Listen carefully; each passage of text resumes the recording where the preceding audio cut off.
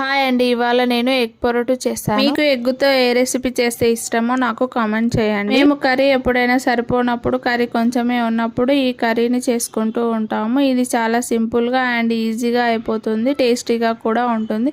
అన్నంలోకి, చపాతీలోకి రెండింటిలోకి బాగుంటుంది కాబట్టి నైట్ టైంలో ఎక్కువగా చేసుకుంటూ ఉంటాము. కర్రీ ప్రాసెస్లోకి వెళ్తే నేను 4 ఎగ్స్ తీసుకున్నాను. దానికోసం 4 ఆనియన్స్ని పొడుగా స్లైసెస్గా కట్ చేసి పెట్టుకొని పక్కకు పెట్టుకున్నాను. తర్వాత ప్యాన్ పెట్టి దాంట్లోకి ఆయిల్ వేసాను. ఆయిల్ వేగిన తర్వాత దాంట్లోకి పోపు దినుసులు కూడా వేసి వేయించుకున్నాను. తర్వాత ఉల్లిపాయలు వేసుకొని మంచిగా ఫ్రై చేసుకోవాలి. అవి ఫ్రై అవ్వడానికి దాంట్లోకి కొద్దిగా సాల్ట్ను వేసి మంచిగా ఫ్రై చేసుకున్నాను. ఇందులోనే కరివేపాకు కూడా వేసుకొని ఫ్రై చేసుకున్నాను. ఆనియన్స్ ఫ్రై అయిన తర్వాత దాంట్లోకి అల్లం పేస్ట్ వేసుకొని కొద్దిగా వేయించిన తర్వాత దాంట్లోనే పసుపు, కారం, ధనియాల పొడి వేసుకొని మంచిగా కలుపుకోవాలి. ఆ విధంగా కలుపుకున్న తర్వాత ఒక 2 మినిట్స్ మూత పెట్టి మంచిగా ఉడికించాలి. తర్వాత మూత తీసిన తర్వాత ఒక 4 ఎగ్స్ని కొట్టి దాంట్లోకి వేసుకోవాలి.